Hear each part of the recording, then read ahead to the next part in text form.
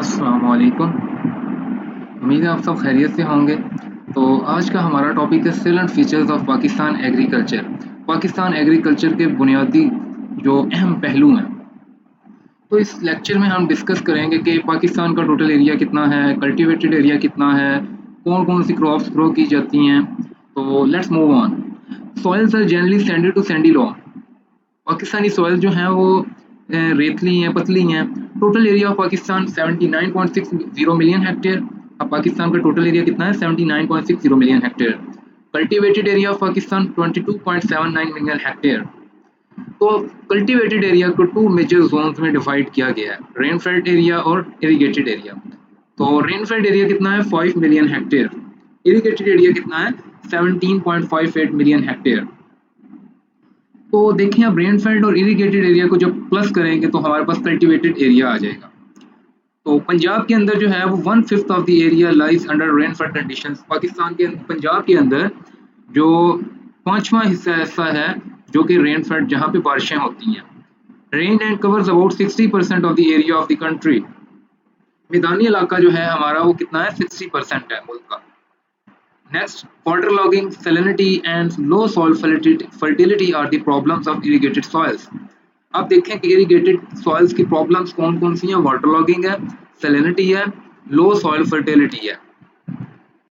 Erosion, water conservation and low soil fertility status are the problems of Barani regions.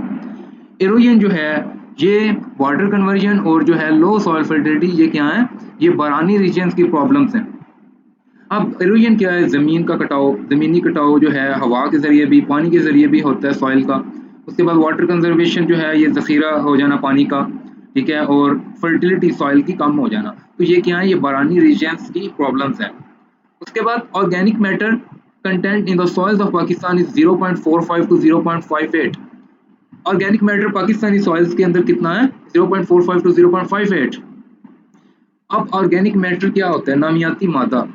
ये जो है, ये इसके फंक्शंस अगर हम देखें ऑर्गेनिक मैटर के, तो ये अगर सॉइल के अंदर ज़्यादा होगा तो वो वाली सॉइल ज़्यादा फर्टाइल होगी और ये क्रॉप्स के लिए बहुत बेनिफिशियल है। तो अगर ये सॉइल के अंदर ज़्यादा होता है तो न्यूट्रिएंट्स की कमी नहीं होगी, ठीक है। इसके अलावा जो है वो सॉइल का स्ट्रक्चर इम्प्रूव हो जाएगा इसके होने से। ऑर्गेनिक मैटर अगर ज़्यादा होगा सॉइल के अंदर तो सॉइल की वाटर होल्डिंग कैपेसिटी ज़्यादा होगी, ठीक है। तो ये जो ऑर्गेनिक मैटर है ना, ये अपने वेट से ज़्यादा जो है वो वाटर को अब्जॉर्ब करता है। इसी वजह से इसकी जो वाटर होल्डिंग कैपेसिटी है वो ज़्यादा होती है जिधर ये ज़्यादा होगा। तो हमारी जो सॉइल्स हैं उनके अंदर जो है ऑर्गेनिक मैटर 0.45 टू 0.58% है, लेकिन जो अच्छी सॉइल्स हैं उनके अंदर 1 to 5% ऑर्गेनिक मैटर होता है। अब हमारी सॉइल्स के अंदर ऑर्गेनिक मैटर की कमी की वजूहात क्या हैं? एक तो वजूहात ये है कि कल्टीवेशन की जाती है सॉइल की, फिर दोबारा वही क्रॉप उगा दी जाती है, फिर कल्टीवेशन की जाती है क्रॉप्स की, फिर वही क्रॉप उगा दी जाती है। और इस तरह क्रॉप्स बार बार उगाने की वजह से ऑर्गेनिक मैटर में कमी आती है, ठीक है। ऑर्गेनिक मैटर के साथ साथ न्यूट्रिएंट्स में कमी आती है। दूसरी वजूहात क्या है कि हमारा क्लाइमेट वार्म है। हमारा क्लाइमेट क्या है? वार्म है, जिसकी वजह से इसकी ऑर्गेनिक मैटर की डेफिशिएंसी होती है। उसके बाद है जी नाइट्रोजन, 0.04 टू 0.60% हमारी सॉइल्स के अंदर है। उसके बाद phosphorus less than 1 ppm parts per million. अब फॉस्फोरस कितना है? 1 पार्ट्स पर मिलियन से कम है। तो पार्ट्स पर मिलियन क्या है? किसी भी सॉइल का जो है 10,000 पार्ट जो होता है वो 1 ppm होता है। अब पोटाशियम, अब पोटाशियम की डेफिशिएंसी नहीं है हमारी सॉइल्स के अंदर। Potassium has no deficiency level is 125 parts per million. तो उसके बाद अब मेजर क्रॉप्स ऑफ पाकिस्तान कौन कौन सी हैं? उसके अंदर आपके पास फूड क्रॉप्स आ जाती हैं। सबसे पहले तो फूड क्रॉप्स को हम सीरियल क्रॉप्स भी कहते हैं।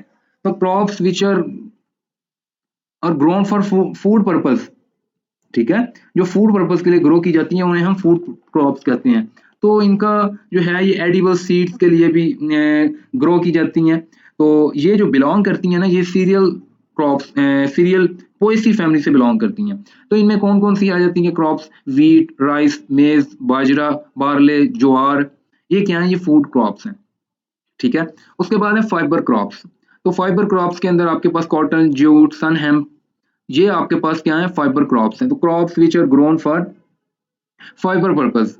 तो कॉटन जो है ये ज़्यादातर पाकिस्तान के अंदर फाइबर के लिए ग्रो की जाती है। फाइबर ज़्यादा से ज़्यादा कॉटन से हासिल होता है पाकिस्तान के अंदर। नेक्स्ट है sugar crops which are use for sugar purpose. तो उसमें शुगर कैन आ गया, शुगर बीट, ये जो है ये शुगर क्रॉप्स आ जाती हैं। तो ज़्यादातर शुगर कैन जो है यूज होता है शुगर पर्पस के लिए पाकिस्तान के अंदर। उसके बाद है oil seed crops which are grown for oil purpose are called oil seed crops. तो इसमें देखें कि rape seed, mustard, sesame, groundnut, एरेंड, सनफ्लावर, सोयाबीन, सेफ्लावर, ये हमारे पास ऑयल सीड क्रॉप्स हैं। अब ऑयल सीड क्रॉप्स के बारे में आपको पता होना चाहिए, ये दो तरह की होती हैं, conventional oil seed crops, non conventional oil seed crops. अब कन्वेंशनल ऑयल सीड क्रॉप्स कौन सी होती हैं?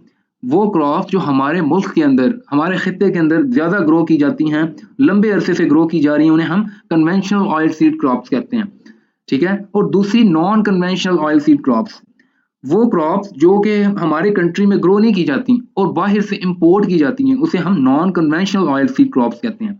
अब इनमें देखें कि कन्वेंशनल ऑयल सीड क्रॉप्स कौन सी हैं और non conventional oil seed crops कौन सी हैं। तो rape seed, mustard, sesame, groundnut, errand, ये फर्स्ट 5 जो हैं हमारे पास कन्वेंशनल ऑयल सीड क्रॉप्स हैं।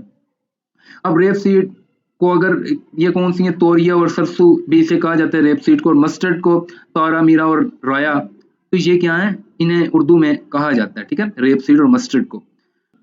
उसके बाद सिसम तिल, ठीक है, ग्राउंडनट मूंगफली, एरेंड जो है इसको कैस्टरिन इंग्लिश में कहते हैं, तो ये कैस्टरिन ऑयल हासिल करने के लिए ग्रो की जाती है।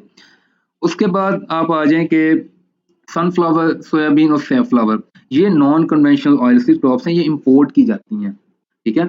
उसके बाद है pulses crops which are grown for their edible seeds and belongs to Poaceae family, ठीक है, पोएसी फैमिली से बिलोंग करती हैं।